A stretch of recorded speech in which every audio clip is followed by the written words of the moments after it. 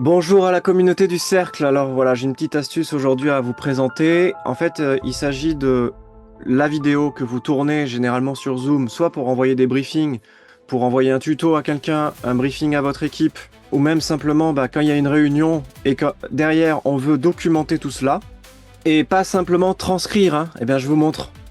En fait, au départ, j'ai fait un briefing à un développeur et j'ai donc cet outil à vous proposer qui est hyper puissant pour transcrire du MP4. Ça marche aussi pour d'autres formats audio vers du texte.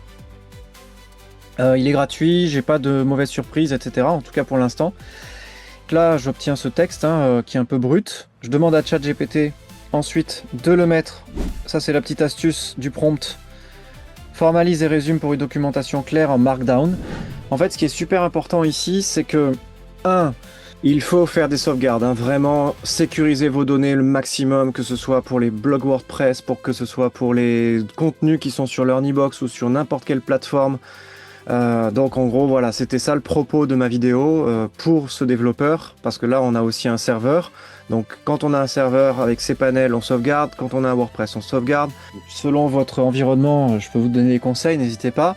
En tout cas, sur WordPress, je recommande WP Vivid et qu'à fréquence régulière, et même ne pas compter sur les plateformes comme Learnybox, System.io ou n'importe quelle plateforme pour se dire c'est bon, notre contenu il est tranquille. Non, non, non, il n'y a rien, c'est votre souveraineté. Donc c'était ça un peu le but de cette transcription pour ce développeur, pour lui expliquer les étapes pas à pas et justement après le transmettre en documentation pour que on s'assure que ce soit respecté. Et donc je voulais ici dire aux développeurs, au début j'ai fait une vidéo et j'ai dit bah voilà, vous allez faire une documentation. Sauf que le développeur, si je lui demande de faire ça, il va me prendre du temps, etc. Donc là j'ai voulu tester encore une méthode plus rapide. Et donc il va maintenant simplement relire et vérifier qu'il n'y a pas de coquille. C'est tout ce qu'il doit faire. Parce que là effectivement il y a une coquille, hein, c'est pas mon compte.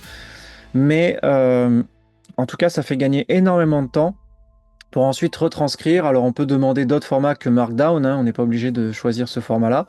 Donc en tout cas, ça clarifie énormément, ça structure, c'est beaucoup plus qu'une transcription, c'est beaucoup plus qualitatif.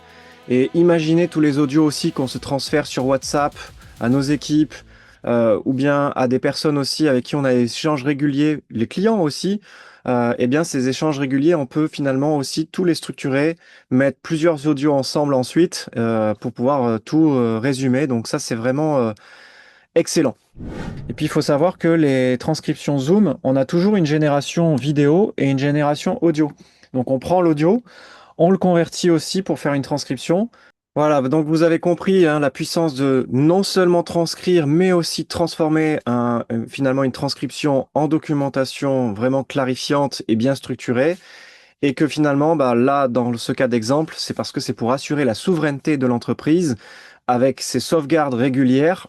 Et le deuxième point aussi qui est important, c'est le fait de justement documenter l'ensemble des processus de l'entreprise, nos fonctionnements, etc. Donc la documentation, moi avec SG Autorépondeur à l'époque, ma première boîte, on avait plus de 60% de toute l'entreprise, de tous les départements de l'entreprise qui ont été documentés. C'est ce qui a permis la revente clé en main de cette entreprise.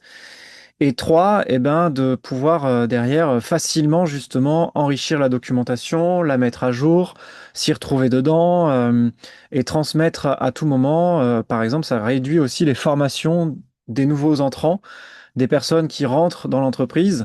Si on a une procédure clé en main, c'est toujours plus utile.